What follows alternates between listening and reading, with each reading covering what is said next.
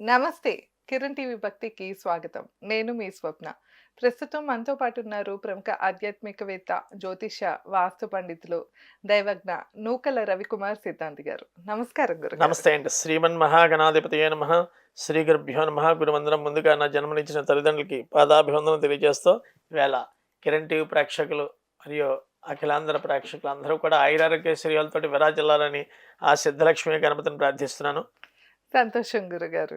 గురుగారు, మనమైతే ఒక్కొక్క రాశి గురించి మాట్లాడుకుంటూ వస్తున్నాము. ఇప్పుడు అవునండి. వృషభ రాశి దగ్గర ఉన్నాం గురుగారు. అవునండి. ఈ వృషభ రాశి వారికి ఒకవేళ మాకు టైం బాలేదు, లేకపోతే మేము అనుకున్న పని ఏది ముందుకు సాగట్లేదు, అవును. సంతానం కలగట్లేదు, లేదా వివాహం అవ్వట్లేదు, అవును. ఉద్యోగ ప్రయత్నంలో ఉన్నా, లేకపోతే వ్యాపార ప్రయత్నంలో ఉన్న అభివృద్ధి కోసం అవును. ప్రయత్నించేటప్పుడు వీళ్ళు ఏ దైవారాధన చేసుకోవాలంటారు? లేకపోతే ఏ క్షేత్రానికి వెళ్తే వీళ్ళ జీవితం ఒక టర్నింగ్ పాయింట్ వస్తదో ఈ విషయాలు తెలియజేస్తారా?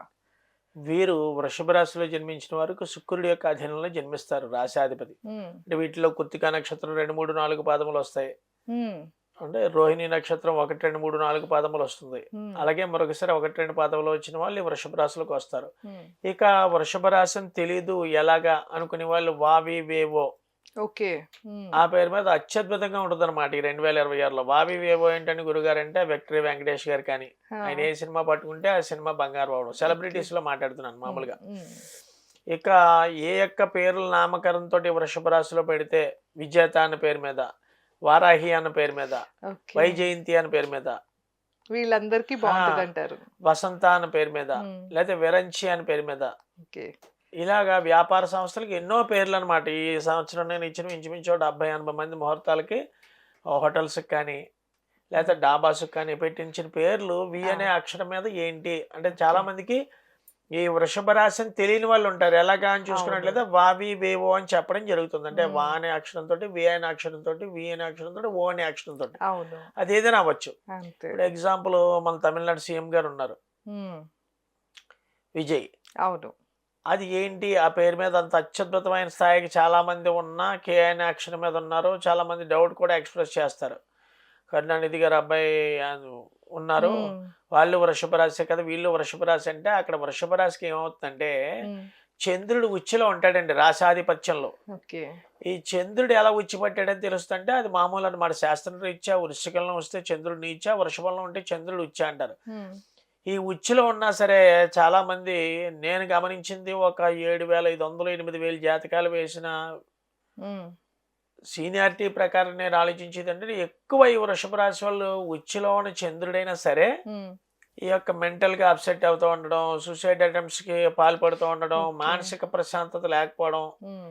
ఏదో చిన్నదానికి వాళ్ళలో వాళ్ళు దిగులు చెందుతూ ఉండడం, హ్మ్. ఇలాంటివి ఎక్కువగా జరుగుతూ ఉంటాయి ఈ రాశిలో జన్మించిన వాళ్ళకి. ఓకే.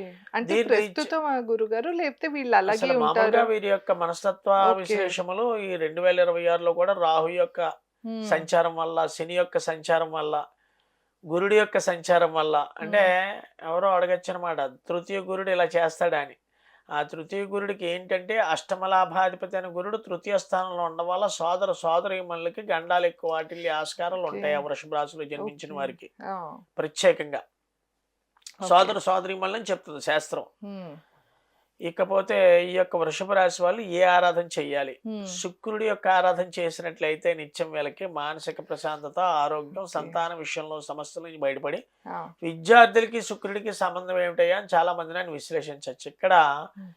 ఒక విద్యకు కానీ, ఆరోగ్యానికి కానీ, సంతానానికి కానీ మనకిక్కడ రాశాధిపతి శుక్రుడు కాబట్టి మనకి ఏమి అవును. ఇష్టమైన కూర అయితే హ్మ్. ఇష్టమో ఇంట్లో అమ్మ కానీ, ఇంట్లో భార్య కానీ చేసి పెడితే అప్పుడు ఇష్టంగా తింటాడు. ఇక్కడేంటంటే ఓకే. అలాగా శుక్రుడి యొక్క ఆరాధన హ్మ్. ఎక్కువగా చేయాలి వృషభ రాశిలో ఉండి. ఏ రకమైన ఆరాధన? ఆ శుక్రుడిని ఆ! మైమరిపించుకోవాలి. ఎలాగా? మనం వైట్ డ్రెస్సులేయడం, హ్మ్. లేతే వైట్ క్లాత్ టవల్స్ దానం చేస్తూ ఉండడం 10 మందికి. ఓకే. దేవాలయానికి హ్మ్. వెళ్తాం. ఈ బిచ్చగాళ్ళకి రూ. 10, రూ. 5 వేయడం మానేయమంటాడేంటంటే మానేయమంటలేదు. అసలు చిల్లర కాసులన్నది వేయకూడదు. ఓకే. మన హ్మ్. జేబులో చిల్లరే మిగులుతుంది. ఇంక ఏం హ్మ్. పెడితే ఏమేసావో అదే నీ అదే దగ్గరికొస్తుందని వస్తుంది. శాస్త్రం చెప్పింది. ఉదాహరణకి ఆకాశం మీదకి హ్మ్. ఏదో రాయేసాడనుకోండి, అదే వచ్చి పడుతుంది వాడి మీదకి. అంతేగా. ఓకే. నీళ్ళేసాడనుకోండి పైకి, వాడి మీదే వచ్చి పడుతుంది. హ్మ్. అలాగా ఇక్కడ చిల్లర అన్నది అసలు దానంలో ఓకే. ఉపయోగించొద్దు. అంటే ఓకే. ఇదివరకు ఉండేవి కదండీ! మరి రాగి నాణాలంటే ఆ రాగి యొక్క విలువ రీత్యా ఏదో ఒకటి కొనుక్కునేవాడు. హ్మ్. ఇప్పుడేంటి అంతా స్టీలు, ఇత్తడే కదా! అవును. ఈ యొక్క కాయిన్స్ అంతా. హ్మ్. అంటే చెప్పేది ఏంటంటే ఈ సిల్వర్ స్టీల్ ఎక్కువ ఉండడం వల్ల హ్మ్. మనం ఆ కాయిన్స్ యూజ్ చేయడం వల్ల శని భగవానుడి పట్టు ఎక్కువగా ఉంటుంది ఆ కాయిన్స్ మీద. ఓకే. అది హ్మ్. ఏ రాశి అయినా సరే. దాని మూలంగా హ్మ్. ఈ యొక్క వైట్ క్లాత్స్ ఎవరైతే దానం చేస్తారో, ఈ వృషభ రాశిలో జన్మించిన వారు వీరు అత్యద్భుతమైన ఎక్కువ అక్కర్లేదు. వాళ్ళకి శక్తి కొలది. హ్మ్. ఉదాహరణ నేనున్నాను. నాకు శుక్రుడు వృషభ రాశిలో జన్మించాననుకోండి. ఒక 5 క్లాత్స్ ఏదో శుక్రవారం నాడు ఎళ్లి ఒక టవల్స్ 5 టవల్స్ సంవత్సరానికి ఒక్కసారి. వైట్ కలర్‌వి. వైట్ కలర్ టవల్స్ ఒక 5 టవల్స్ ఎవరైతే లేని వాళ్ళకి దానం చేస్తారో, హ్మ్. వాళ్ళకి ఈ సంవత్సరం అత్యద్భుతమైన ఫలితంగా ఓకే. ఉంటుంది.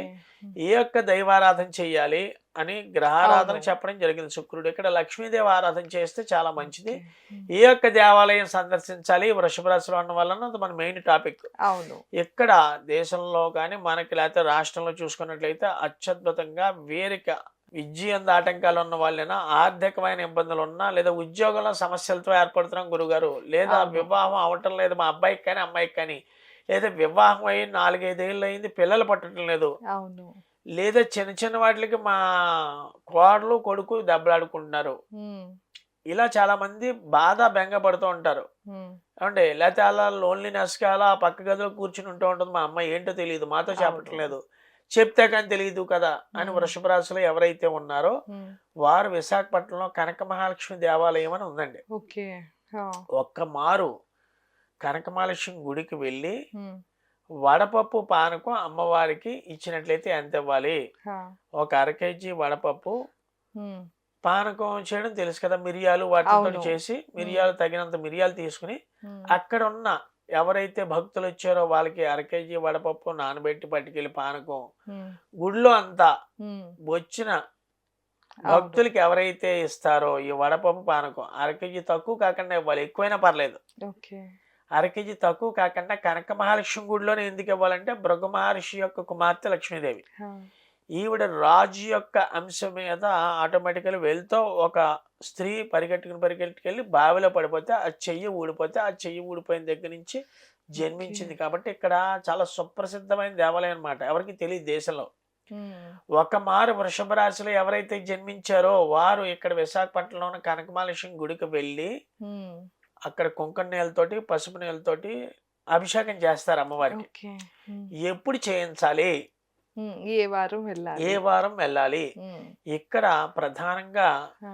అమావాస్య వెళ్ళిన అష్టమి నాడు తిథి. ఓకే. అమావాస్య వెళ్ళిన అష్టమి తిథి నాడు ఎవరైతే ఈ హ్మ్. అమ్మవారికి అభిషేకం చేయిస్తారో, లేదా హ్మ్. శుక్రవారం చేయించొచ్చు. మిగతా వారాల్లో చేయించరండి. అక్కడ శుక్రవారం అంటే శుక్రవారమే చేయించొచ్చు. ఇక్కడ ఓకే. మన పీఠం దగ్గర మాత్రం అదే గురుగారు. నా హ్మ్. ఆశ్రమం దగ్గర మాత్రం వృషభ రాశిలో ఎవరైతే సమస్యలతో బాధపడుతున్నారో, హ్మ్. ఉదాహరణకి ఈ గుడికి వెళ్ళడానికి కుదరలేదు. అవును. అంటే అది ఎవరో కాక ఏందంటే మెడ్రాస్‌లో కొంతమంది ఇక్కడే ఉండరు కదా! ఆ! ఇప్పుడు మన వీడియో చూస్తున్న వాళ్ళు వేరే దేశంలో ఉన్న వాళ్ళు కూడా ఉంటారు. అవును. లేకపోతే వాళ్ళ తల్లిదండ్రులు చూస్తున్నారు. అవును. మా పిల్లలది వృషభ రాశి. అవును. వాళ్ళిక్కడ లేరు. మరేం అవును. చేయాలి గురుగారు? వాళ్ళ బదులు మేము చేయొచ్చా అని అడుగుతూ ఉంటారు. ఆ! అలాంటి వారికి ఏం చెప్తారు గురుగారు? అక్కడేంటంటే అండి, ఇక్కడ హ్మ్. మొత్తం ధనధాన్య వన అన్ని అష్టలక్ష్మిలకి సంబంధించిన మూలాలు తీసుకునండి. హ్మ్.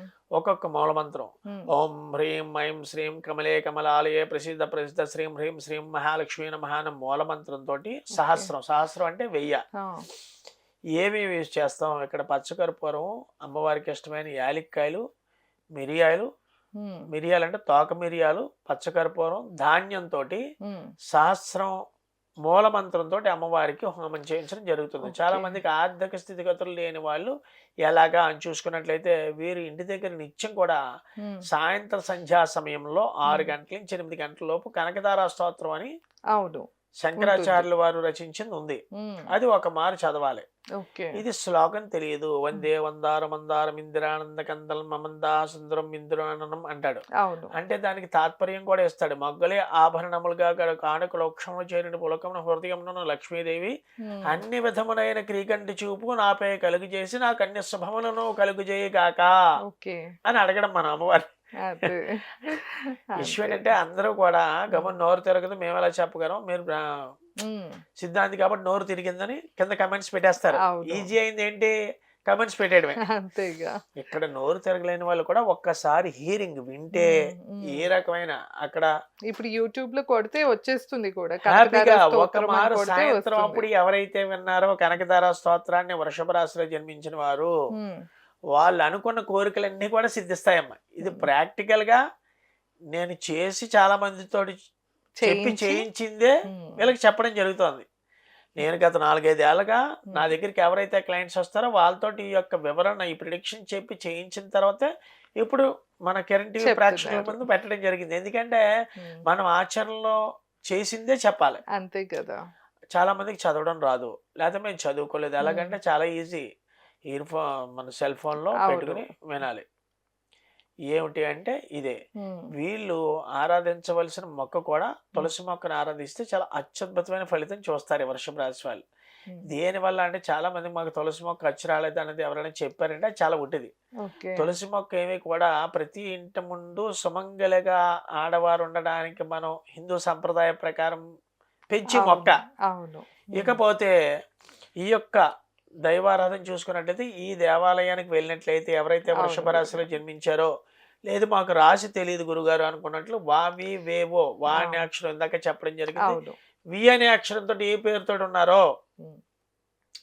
వాళ్ళు వెళ్లి సందర్శిస్తే చాలా మంచిది. తప్పకుండా గురుగారు. సో, విన్నారు కదా! వృషభ రాశికి సంబంధించిన దేవాలయం గురించి మనం తెలుసుకుంటూ వచ్చాము.